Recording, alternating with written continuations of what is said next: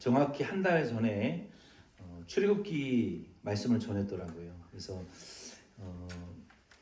몇 주 전부터 이제 출애굽기 2장을 거의 마쳤기 때문에 출애굽기 3장, 우리가 3장에 들어가면 모세가 떨기나무 앞에서 하나님을 만나는, 사명받는 그 하나님의 구원의 거사가 이제 시작되어지는, 하나님이 리더를 참 주의 종을 준비시키는 그런 과정이 나와서 저도 몇 주 전부터 그 말씀을 준비하려고 묵상하고 준비를 했다가 이게 참 제가 하나님 앞에 회개를 했어요. 왜 회개를 했냐면은 저희가 출애굽기 2장 22절 말씀까지 마쳤고 23절로 25절 말씀은 뭐 크게 중요한 내용이 아닌 것 같아서 간략히 요약하고 넘어가려고 지난주부터 묵상하고 말씀을 준비를 하는데 3장으로 넘어가지지가 않는 거예요, 말씀이. 그래서 2장 23절로 25절, 출애굽기 2장 23절로 25절 말씀을 읽고 묵상하는데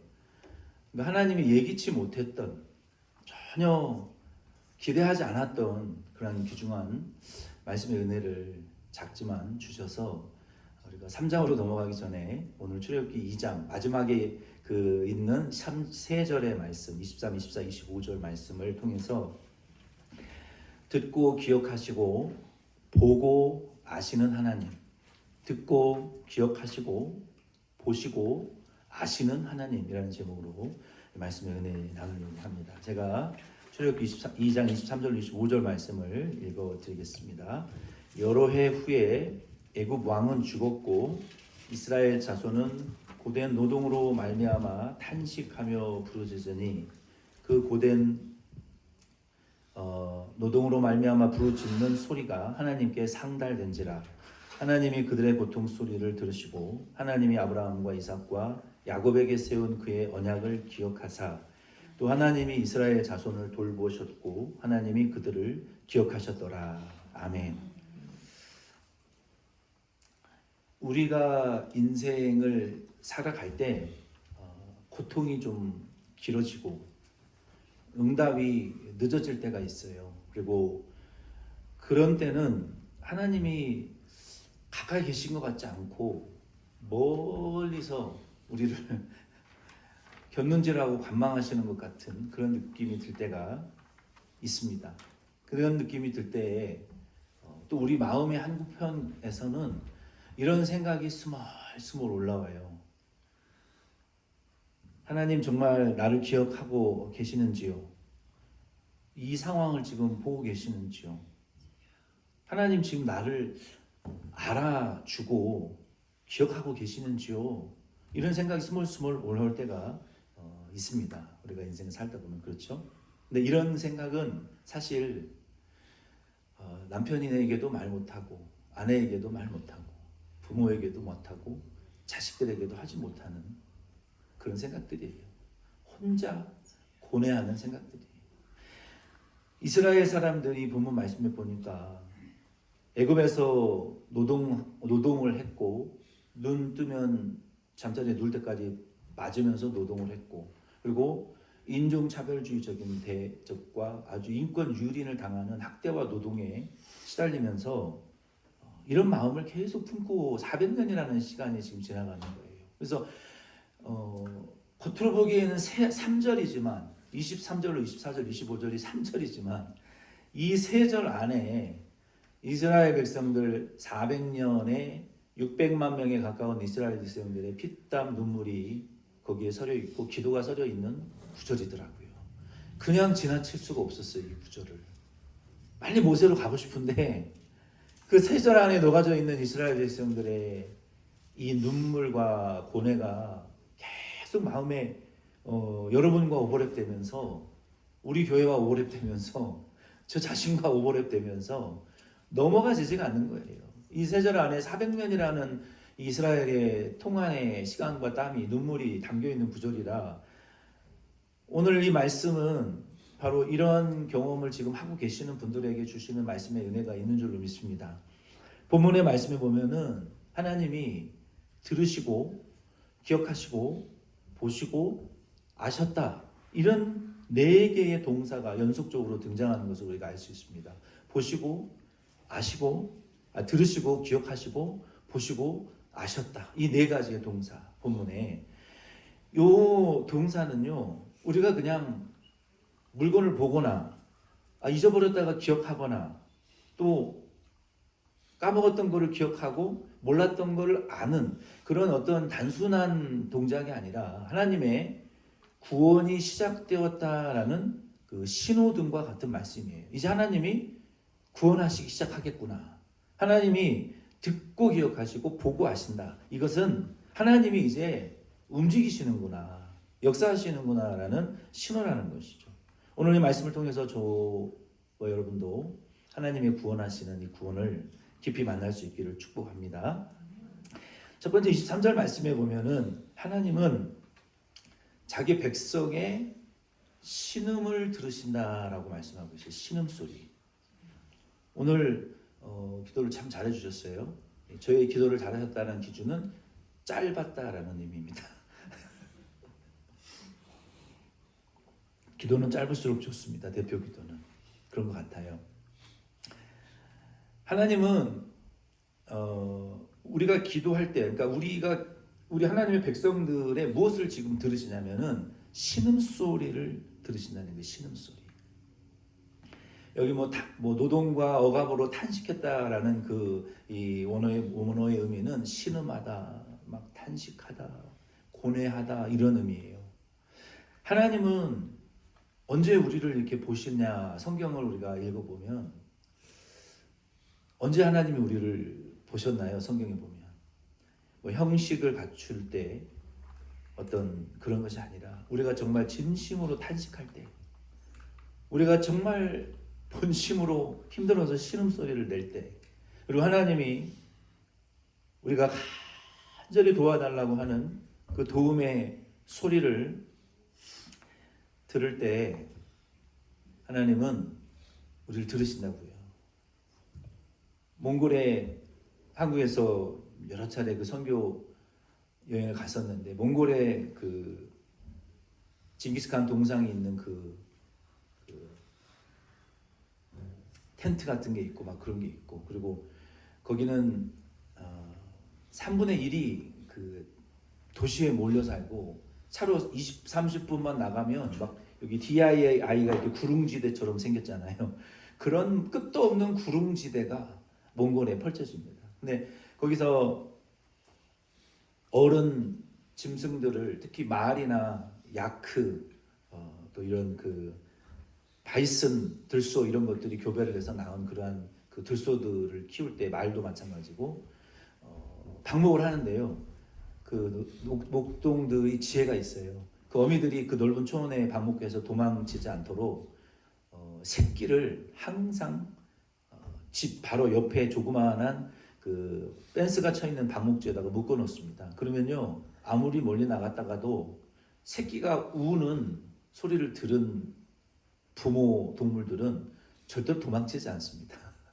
반드시 돌아와요. 새끼 울음소리를 듣고.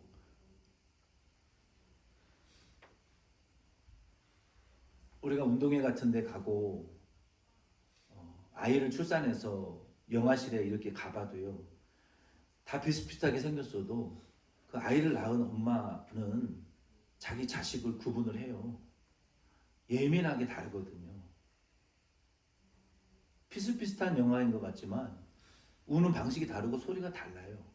하나님은 우리를 과부와 고아와 어린 자녀처럼 여기시는데 하나님이 언제 우리의 기도 소리를 들으시나요?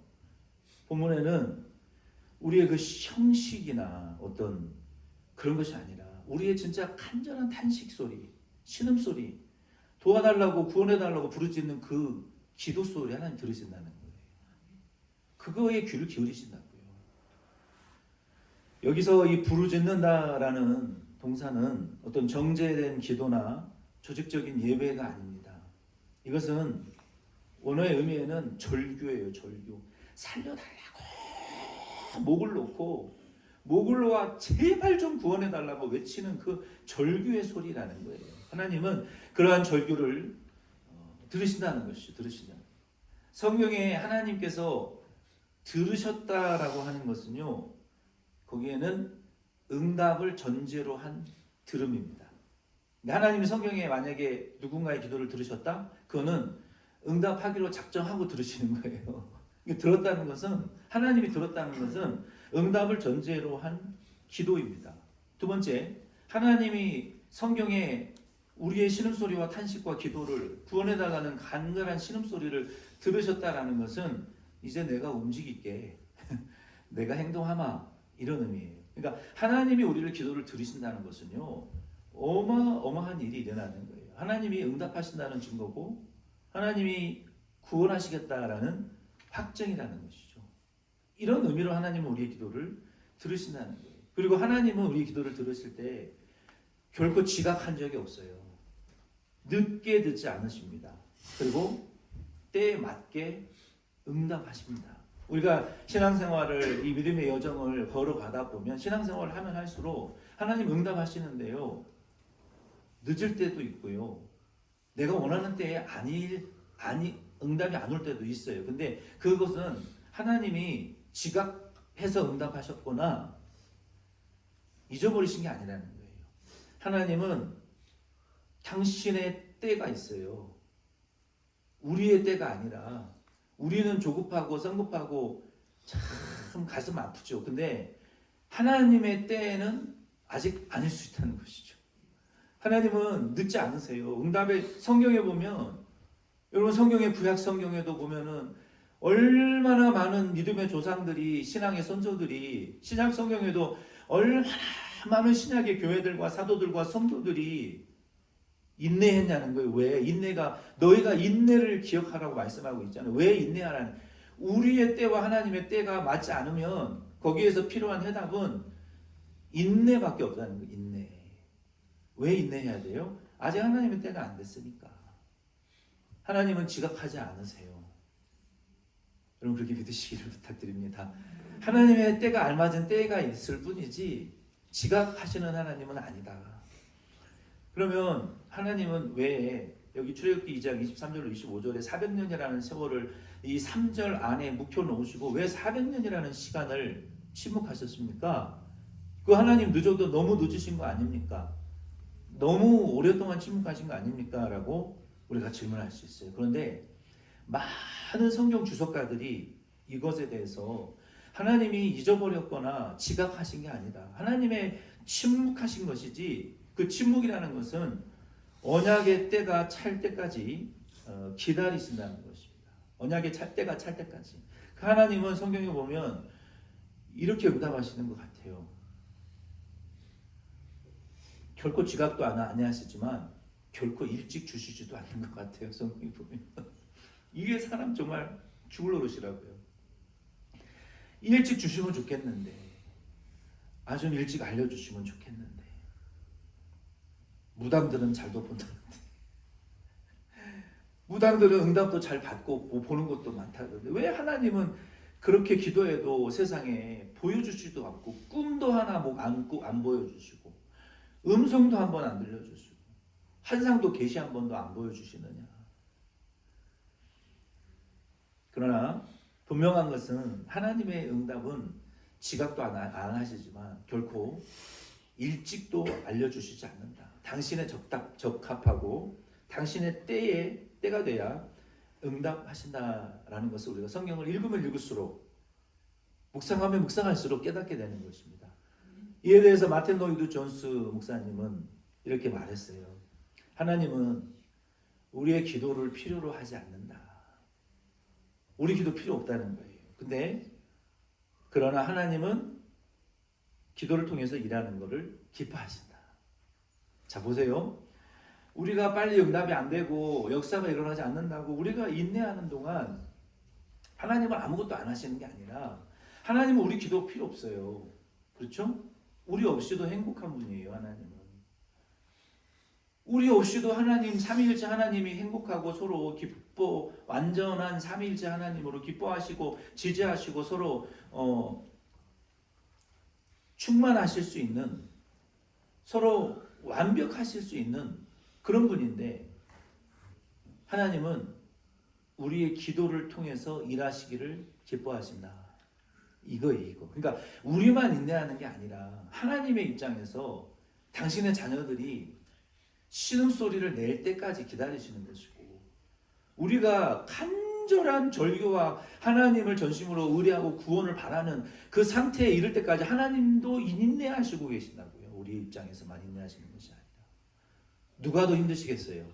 할 수 없는, 능력이 없는 죄인의 상태에서 인내하는, 한계가 있는 사람의 입장에서 인내하는 것이 힘들겠습니까? 전능하신 입장에서, 능력에 제한이 없으신 입장에서, 시공간을 초월해서 언제든지 하실 수 있는 omnipotent, omniscient, 전지전능하시고 무소부재하신 그분이 인내하시는 것이 더 힘들겠냐는 거예요. 하나님이 더 힘드시죠.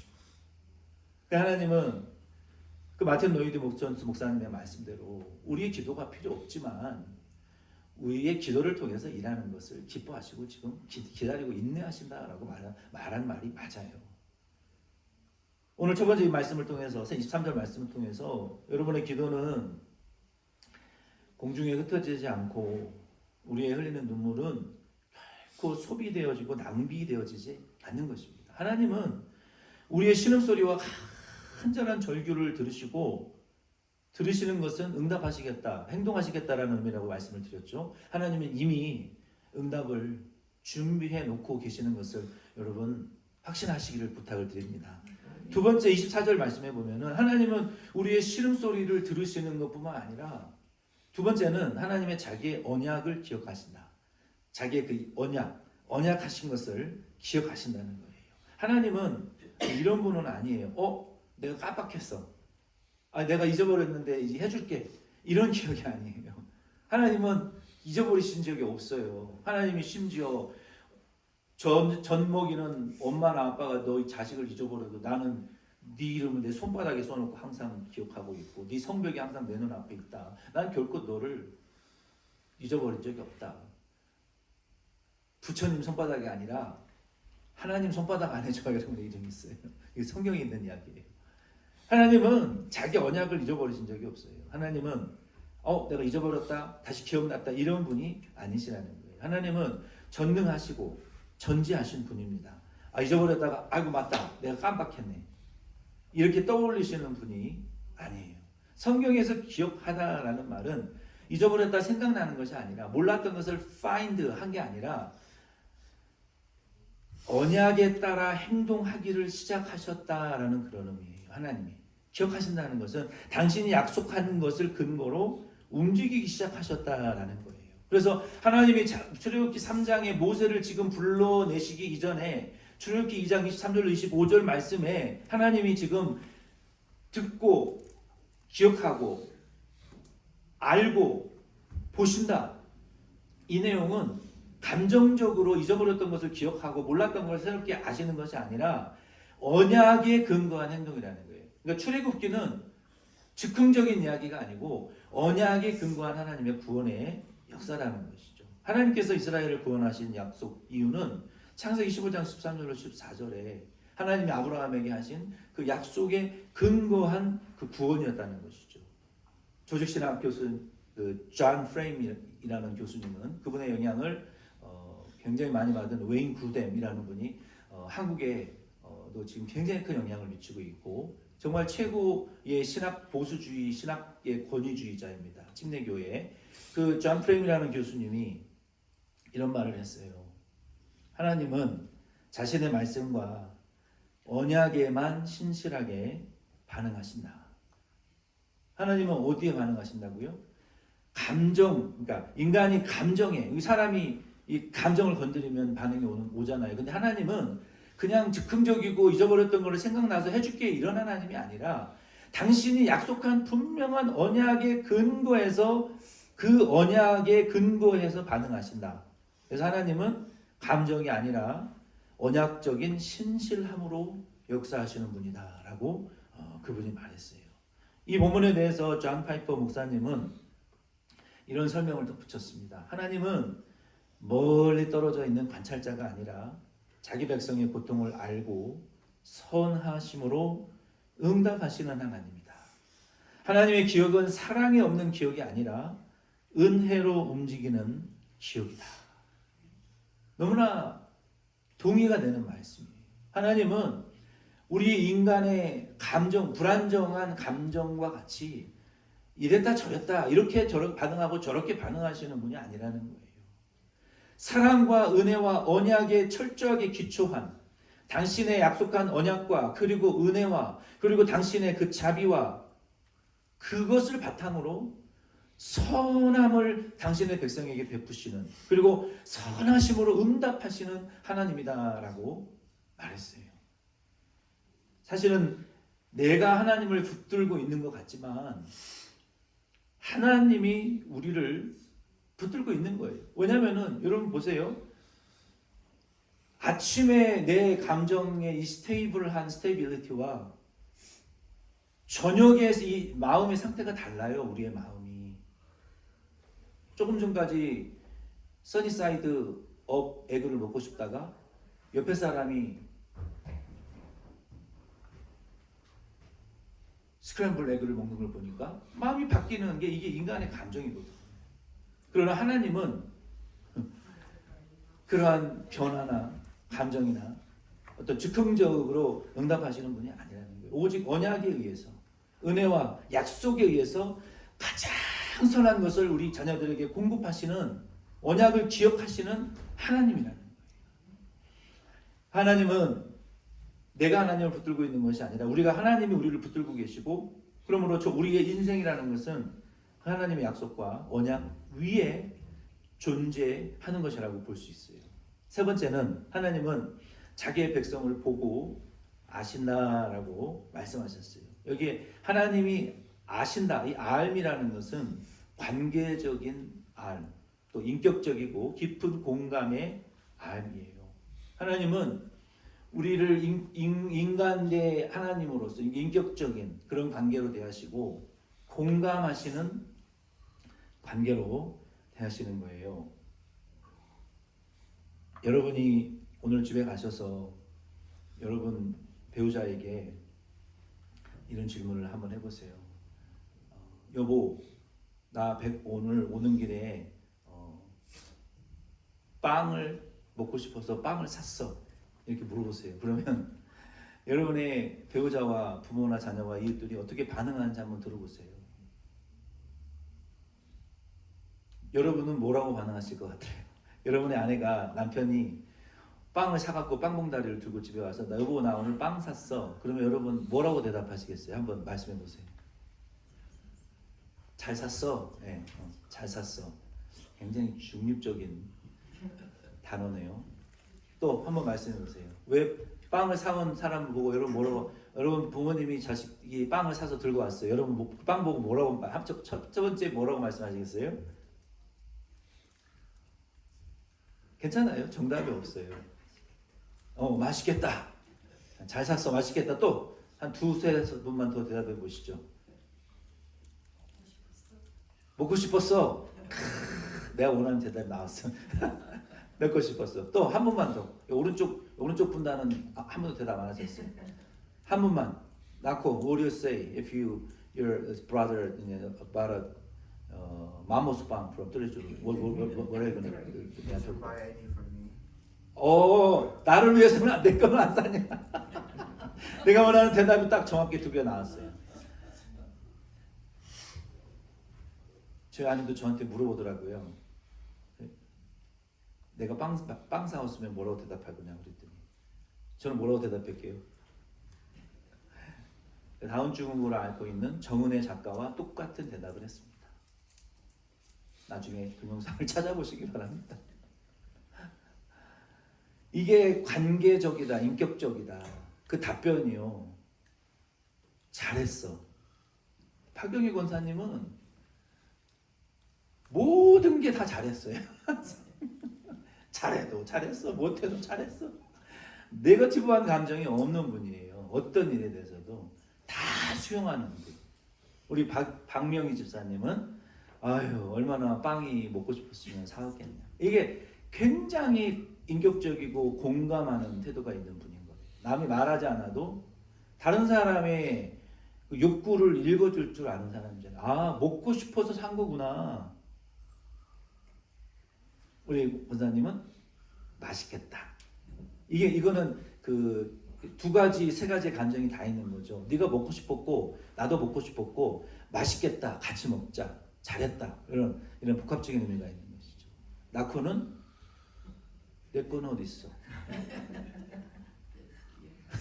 그러니까 이것도 해석하기 나름인데, 그러니까 그게 다 잘잘못이 아니라 뭐 요즘 한국에는 그 MBTI가 막 너무 유행해가지고 뭐 말하면 뭐 너 T네, 너 F네, 막 S네, 이거는 조금 너무 흑백 논리잖아요. 그러니까 그거는 이제 그러면 뭐 잘했다 잘못했다라고 하니까 보면은 그 사람의 이게 인격과 어떤 성향이 묻어나는 거거든요. 아, 그런 마음으로 사람들을 대하고 어떤 판단하는 분들이구나. 우리가 이렇게 다양한 사람들의 성격을 우리가 마음을 읽을 수가 있으면 되는 건데, 뭐 너는 T다 S다 막 이렇게 하면은 이제 싸움이 되는 것이죠. 그래서 우리 근데 하나님은요, 이런 공감의 능력이 정말 하나님이시니까 공감하시는 암, 인격적인 알아주심, 그리고 관계적인 지식. 이게 인격적이고 관계적인. 저도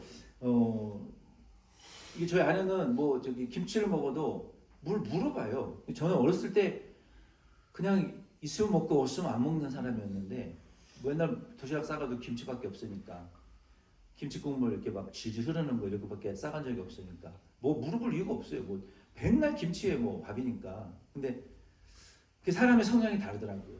뭐 꼭 뭘 먹을지 물어보는 거예요. 근데 왜 물어보는 거야? 그러면은 먹고 싶은 걸 해주고 싶으니까. 이게 달라요. 사람의 성향이 다 달라요. 근데 나중에 시간이 지나고 보니까 그 좋더라고요. 물어봐 주는 게 좋더라고요. 그냥 주는 대로 이렇게 막 먹는 스타일보다는 물어보고 확인하고 원하는 거를 주는 게 이게 또 그 사람의 성향이잖아요. 하나님은 이렇게 인격적으로 참 공감하시고 관계적이고 이런 인격적인 알미라는 것이죠. 하나님은 너의 고통, 너의 상황, 그리고 너를 안다. 여러분 이거 그냥 지식적으로 지나가지 마시고요. 하나님이요, 내 고통을 아신다고? 처음에 저는 부끄럽더라고요. 나의 그 꾸질꾸질하게 살았던 유년 시절을 다 아신다고? 내 어떤 지나간 그런 부끄러운 모든 시간들을 다 아신다고, 고통을? 그건 좀 믿겨지지가 않았어요. 그때 하나님 내 옆에 안 계셨잖아요. 그냥 어둠 속에 나는 파묻혀 있었지 하나님 언제 계셨어요?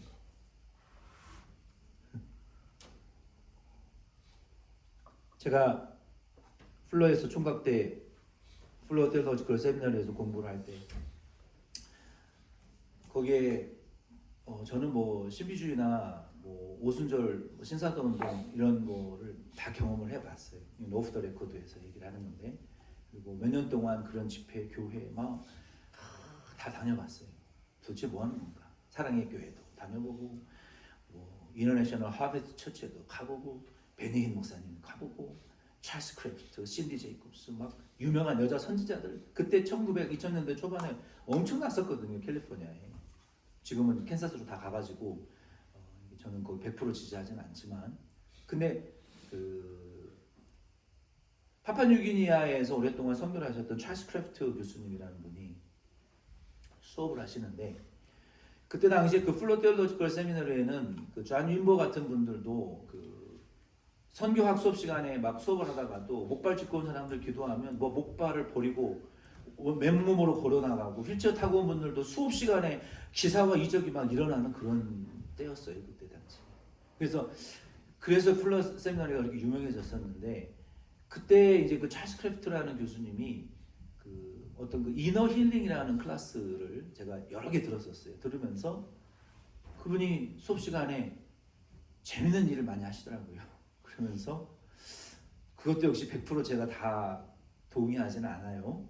신학적인 면에 있어서 이제 경험을 이야기를 하는 거예요. 근데 그분이 하시는 것 중에 수업 시간에 참 재밌는 일을 한 가지 하시더라고요. 무슨 일을 하시냐면, 수업 시간에